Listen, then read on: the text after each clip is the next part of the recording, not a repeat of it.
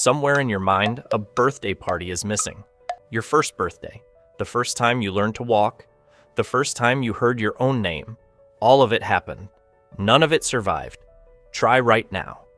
Try to remember your third birthday. You probably can't. Neither can I. Nobody can. This isn't just you. Everyone. It happens to every single human being. No exceptions. Scientists call it childhood amnesia. And it is strange. Because your brain wasn't broken back then. It was working overtime. A baby's brain forms connections faster than at any other point in life. Nearly 1 million new neural connections every second. That's not a small number. That's one of the most explosive growth periods a brain will ever see. Nothing in adulthood comes close. Your brain will never again grow this fast. Not even close. So why does all that activity leave no memories behind? The answer starts with a tiny structure deep in your brain. The hippocampus. Say that 3 times fast. It's shaped roughly like a seahorse, and it acts like a filing clerk for memories. Imagine an office with no shelves built yet. Paperwork keeps arriving anyway.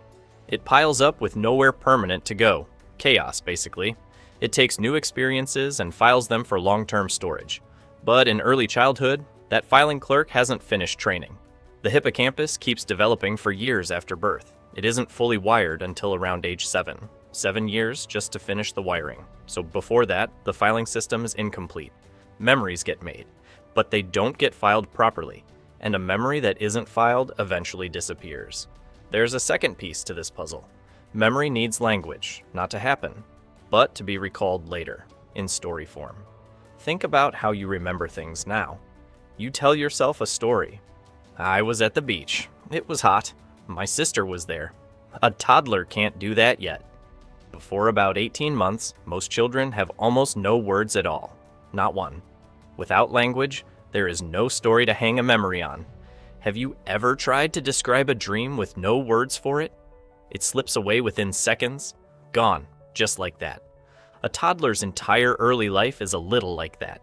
The experience happens, but it has nowhere to be filed as a sentence you can later retrieve. Psychologists have tested this directly. In the 1990s, researcher Robin Fivush studied how children talk about their past. She found something surprising. Really surprising. Children who talked more with their parents about shared events remembered those events far better years later. The conversation itself helped build the memory. Talking about the past is how the past gets saved. This is why family stories matter so much. Remember when you did this at the park. Every retelling presses the memory in a little deeper, like footsteps wearing down a path. There's a third factor, and it's the strangest one. The sense of self. To remember something happened to you, your brain needs a stable idea of who you are. Babies don't start with that. The classic test involves a mirror and a dot of red makeup. Put a mark on a toddler's face and show them a mirror. Most toddlers under 18 months reach for the mirror, not their own face. They don't yet recognize the reflection as themselves. Around age 2, that changes. The toddler touches the mark on their own face instead. Something has clicked. A switch flips somewhere inside. A stable sense of I now exists. And only once that sense of self exists can a memory be filed as something that happened to me. Before that, experiences just float, not attached to anyone in particular.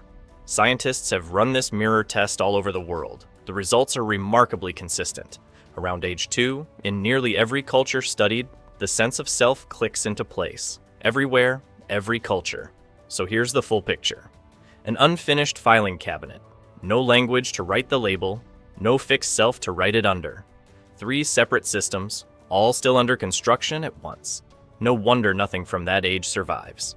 But here's the twist that changes the whole story. The memories may not be gone. They may simply be unreachable. In 2016, neuroscientist Paul Frankland ran an experiment on mice. Young mice formed memories just like older mice did. But the young mice seemed to forget them almost immediately. Frankland suspected the memories were still there, just hiding, just locked behind unfinished circuits. When he stimulated the right brain cells directly, the young mice's forgotten memories came back. Just like that. The information hadn't vanished. It was buried under something surprising. New neurons. A young brain generates new brain cells so fast, It may overwrite the wiring holding old memories in place, growth erasing what came before it. The door to it had simply never been built. Could the same be true for us? Some researchers think so. Your earliest years might still be sitting somewhere in your brain. Recorded, but without an address. Impossible to retrieve, but maybe not truly deleted. Think about what that means. Really think about it. The first time your mother held you. The first time you felt truly safe in the world. Safe before you even had a word for safe. Those moments might still exist inside you somewhere, shaping who you became, even though you can never consciously visit them again. Every hug you can't remember, gone from memory, not gone from you. Every song that was hummed to you, every face that leaned over your crib and smiled, every time someone rushed in when you cried, every lullaby sung slightly off-key just for you. None of it survived as a memory you can call up, and yet none of it was wasted, not 1 second of it. But some scientists believe all of it may have quietly shaped the wiring underneath. Long before you could tell yourself a single story about your own life, your life was already building the person who would one day try to remember it.